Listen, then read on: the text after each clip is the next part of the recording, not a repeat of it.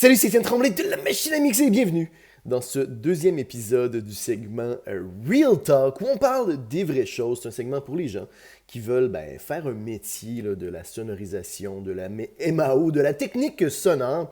Et aujourd'hui, on va parler d'un sujet très important, en tout cas d'une question que moi-même je me suis posée au début de ma carrière, à savoir comment est-ce qu'on détermine notre tarif, ou plutôt nos tarifs. Parce que il y a différentes façons de tarifer notre client et ça dépend aussi des différents types là, de travail qu'on va faire. Fait que, premièrement, on a l'enregistrement, le mix, le mastering et la production sonore, tout ce qui est composition, arrangement.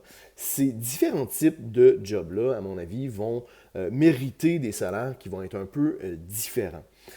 Premièrement, c'est quoi les facteurs qui vont influencer la tarification? À mon avis, le facteur le plus important, c'est l'expérience. Lorsqu'on débute, puis que ça fait 1 an, 2 ans, 3 ans qu'on fait de la MAO, à mon avis, on n'est pas en mesure de demander un salaire similaire à quelqu'un qui fait ça depuis 10, 15, 20 ans. Fait que l'expérience, ça se paye parce que lorsqu'on travaille avec quelqu'un d'expérience, généralement, le résultat est meilleur.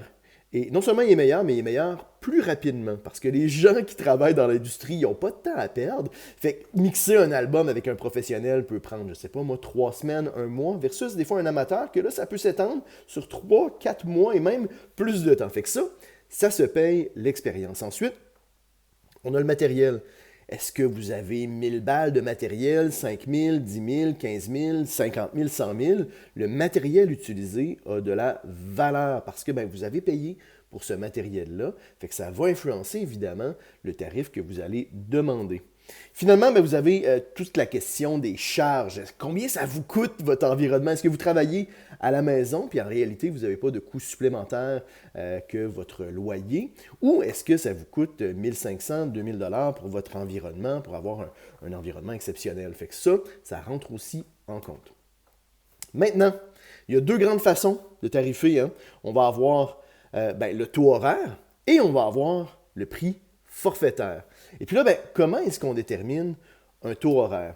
Le taux horaire, généralement, moi, je vais y aller avec un taux horaire pour un type de travail sur lequel j'ai assez peu de contrôle sur la durée. Fait que généralement, ça va être la prise de son. Je vais y aller avec un taux horaire parce que si, par exemple, j'enregistre la voix d'un chanteur ou d'une chanteuse, moi, je ne sais pas si ça va prendre 1 heure pour enregistrer la voix, si la personne est très bien préparée, ou est-ce que ça va prendre plutôt 3 heures, 4 heures, parce que la personne n'est pas super bien préparée, ou encore parce qu'on a, 30 pistes de voix enregistrées. Fait que ça, à ce moment-là, on y va avec un taux horaire. Et le travail, généralement, où je vais demander un taux forfaitaire, ça va être plutôt le travail sur lequel je suis en mesure d'évaluer quand même à peu près le travail que je vais faire. Fait que pour le mixage, le mastering, puis même souvent la composition, je vais y aller, moi, personnellement, avec un taux forfaitaire. Puis comment on va calculer ça? Premièrement, comment est-ce qu'on détermine notre taux horaire? Ça, c'est une question qui est assez difficile, mais moi, je vais vous donner un petit peu un exemple de comment, si vous débutez, vous pouvez calculer votre taux horaire. Si par exemple, au Canada, le salaire minimum est de 15 de l'heure, à mon avis, un bon salaire de base pour commencer là, à demander salaire pour vos services, c'est d'y aller au double du salaire minimum. Fait que si c'est 15 de l'heure, à mon avis, votre taux horaire peut valoir 30 de l'heure. Si vous êtes incertain peut-être là, de la valeur de votre travail, vous pouvez enlever un petit 5 puis ou 5-10 maximum. Je trouve que 5 plus haut que le salaire minimum, si on est à 20 c'est un peu bas. On y va plutôt à 25 parce qu'il faut garder en tête que comme travailleur autonome, vous avez des impôts à payer. Vous devez être en mesure de mettre un peu d'argent de côté si vous arrive quelque chose. Vous devez vous-même cotiser pour votre retraite. Puis ça, souvent, on oublie tous ces détails-là. Hein. C'est vraiment important comme travailleur autonome de ne pas se sous-payer parce qu'on assume nous-mêmes, en tout cas au Québec, là, au Canada, on assume toutes nos charges. Là. Puis il faut cotiser pour sa retraite, là, parce que quand on est rendu à 70 ans et qu'on n'est plus capable de faire du recording de hip-hop, puis qu'on en a plein, c'est ça, on n'est plus capable, là, si on dépend uniquement de l'État pour la retraite, c'est vraiment des montants qui ça n'a pas de sens. Là. Fait qu'il faut cotiser. Fait que généralement, il faut mettre de 20 à 30 minimum de côté notre salaire pour les impôts. Puis ben, des fois, il faut réserver un autre 10 à 15% si on veut ben, avoir un petit fonds de secours et cotiser un minimum pour la retraite. Fait que donc, comme je vous dis, on peut démarrer à peu près au double du salaire minimum. Et plus vous allez gagner de l'expérience, ben, augmenter de 2,50 à 5 de l'heure, par exemple. Là. Fait que si ça fait 2-3 ans, ben là, ben, on augmente d'un petit 5 on prévient les clients, on dit ben, ça me coûte plus cher, j'ai plus de matériel, j'ai plus d'expérience, j'augmente un peu les tarifs. Puis généralement, vos clients vont comprendre. Hein? Si vous travaillez bien avec quelqu'un, si les gens vous apprécient, il n'y a pas de problème généralement pour augmenter un peu nos tarifs parce que les gens vont préférer travailler avec quelqu'un qu'ils connaissent que d'avoir l'odieux de découvrir là, une nouvelle personne. Puis pour ce qui est du prix forfaitaire, par exemple, pour ce qui est du mixage, du mastering de la composition. Ben, premièrement, mastering et composition, ça, on va y revenir. Mais pour le mixage, ben, calculez à peu près le temps que ça va vous prendre.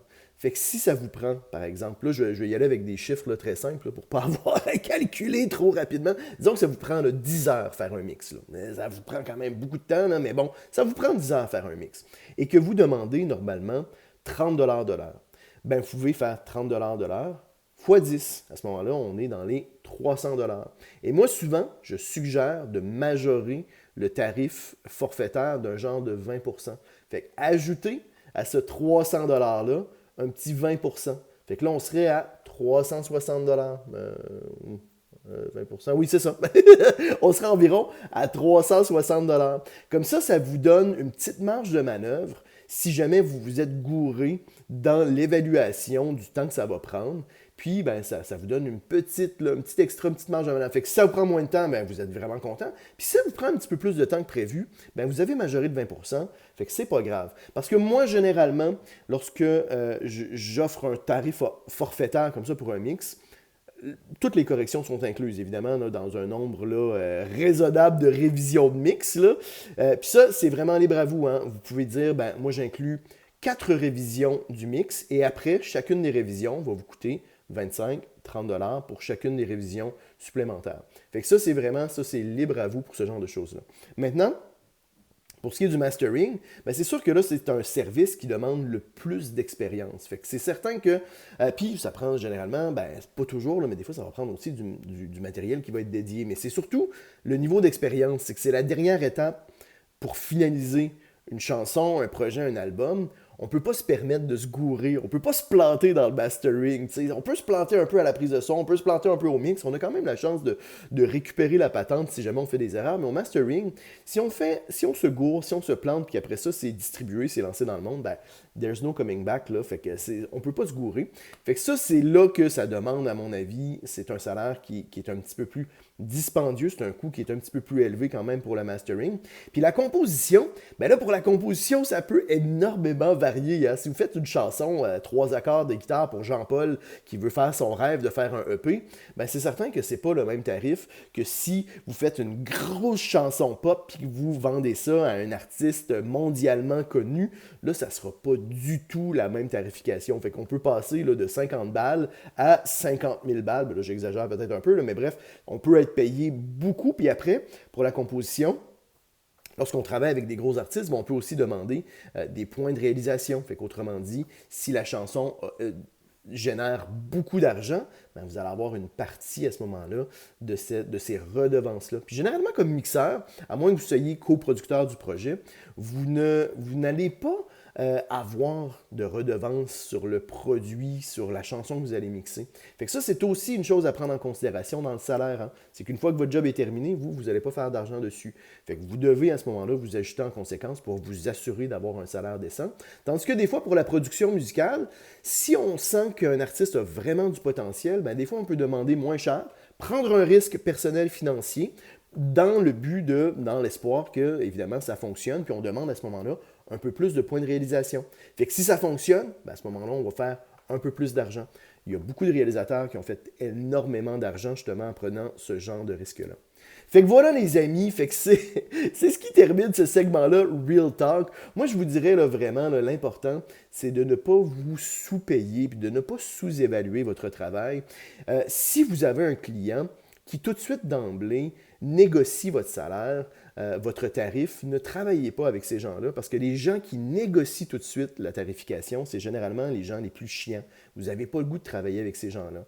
Vous avez le goût de travailler avec quelqu'un qui accepte tout de suite votre tarif puis qui a le goût de travailler avec vous. Fait que ça, c'est toujours le touché, on a toujours la peur là, de perdre un contrat, mais ça va vous arriver, puis c'est correct. Puis des fois, vous dites non, la personne s'en va, et après ça, une petite journée ou deux après, elle se rend compte que finalement, elle a le goût de travailler avec vous, puis elle revient vous voir, puis à ce moment-là, ben, vous travaillez avec eux, mais encore là, hein, faites attention, quand les gens commencent tout de suite à négocier vos tarifs, là, et des fois, c'est des gens qui ne vont pas nécessairement être toujours super faciles. Ça ne va pas toujours être très facile de travailler avec eux. Fait que voilà les amis, j'espère que vous avez apprécié ce petit segment Real Talk. Mettez un petit pouce bleu, abonnez-vous à ma chaîne YouTube. Là, comme vous voyez, hein, je suis encore là, à Bordeaux. C'est ma dernière semaine à Bordeaux. Là, je retourne là, à Montréal le 13 mai. Fait que mettez-moi un petit bisou dans les commentaires. Écrivez-moi aussi vos suggestions pour les prochains segments Real Talk. On se revoit très bientôt. C'était Étienne Tremblay pour la machine à mixer.